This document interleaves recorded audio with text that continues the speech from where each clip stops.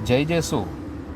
प्रियजनों, आज पवित्र त्रित्व के त्यौहार के दिन में हमारे प्रभु यीशु मसीह की कृपा, ईश्वर का प्रेम तथा पवित्र आत्मा का साहचर्य आप सभी लोगों के साथ रहे, ये मेरी प्रार्थना है। आपके लिए आशीर्वाद है। हालेलुया। आप जानते हैं मैं सफ़र में हूँ। दिल्ली से हम लोग बड़े सवेरे निकले, अब मणिपुर के लिए जा रहे हैं। अभी हम उत्तर प्रदेश से होकर ही जा रहे हैं। बहुत लंबा सफ़र है, अब और 2-3 दिन लग सकते हैं। आप हमारे लिए प्रार्थना करना। हम 3 जन हैं मेरे साथ, और एक फादर जी है और एक भाई है। भले ही हम सफ़र में रहा, फिर भी मैं वचन ज़रूर पढ़ा हूँ। आप लोग जहाँ भी हो, जो भी कार्य करें, वचन पढ़ना ना भूले। एक छोटा सा संदेश दूंगा आज। वो संदेश उत्पत्ति ग्रंथ में आज अध्याय 13 और 14 हमको पढ़ने का था।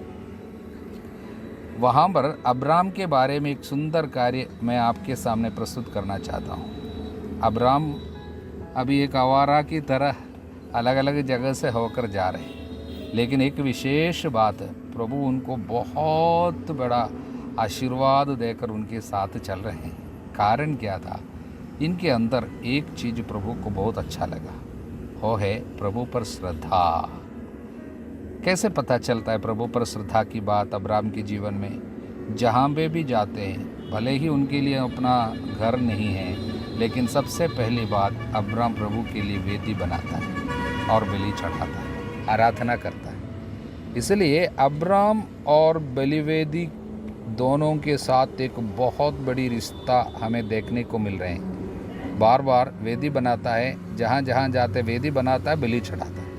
प्रियजनों, वेदी को प्यार किए बगैर ईश्वर की कृपा पा नहीं सकते। बाइबल में शुरू से लेकर इस बात का उल्लेख किया हुआ है। आने वाले दिनों में मैं इसके विषय में आपको अच्छा से फिर से समझाऊंगा, लेकिन मैं आपसे आज पूछता हूँ, कैसे आप वेदी को महत्व देता है? घर में वेदी बनाया है प्रभु के लिए, और चर्च में, गिरजाघर में वेदी का आदर क्या आप करते हैं?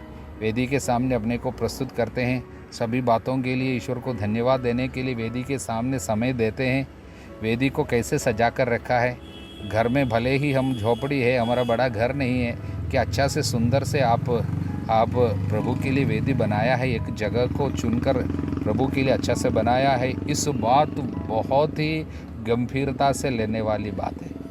अब्राम इस बात पर विशेष ध्यान देता था। इसलिए आज के 14वां अध्याय में हम एक क्या चीज़ देखते हैं?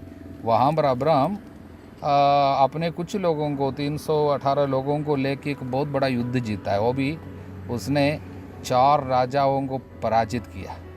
5 राजा लोग मिलकर जो कार्य करना चाहा था वो नहीं कर पाया था, लेकिन अब्राम अपने कुछ लोगों को लेकर 4 राजाओं को और उनके सैनिकों को समाप्त करके अपने भाई का बेटा लोत को और बचा कर लेके आता है। जब वापस आया, रास्ते में एक पुरोहित, ईश्वर के पुरोहित मल्कीसदेक उनसे मिलने के लिए गया और अब्राम को आशीर्वाद दिया। यह मल्कीसदेक के विषय में बाद में हम लोग इब्राहिम के लिखे पत्र में जब जाएंगे तब अच्छा से समझेंगे। वो प्रभु यीशु का रूप है, प्रभु यीशु का प्रतीक है, जो पहली बार बाइबल में हम देखते हैं, जो रोटी और दाखरस लेके आता है और इब्राहिम के हाथ में देता है। प्रियजनों, वो प्रभु का रूप है। देखिए, उस समय अब्राम के हृदय में जो ईश्वर के प्रति श्रद्धा जो थी, उसके चलते कैसे ईश्वर उनका सम्मान करता है। प्रभु यीशु का रूप उस समय उत्पत्ति ग्रंथ में हमें देखने को मिल रहा है, मल्कीसदेक के रूप में। इसलिए अब्राम के जीवन में बाद में अनेक कार्य प्रभु करते हैं। इसके सब पीछे प्रभु पर श्रद्धा का, वेदी के साथ उनकी रिश्ता की अहम स्थान रहा।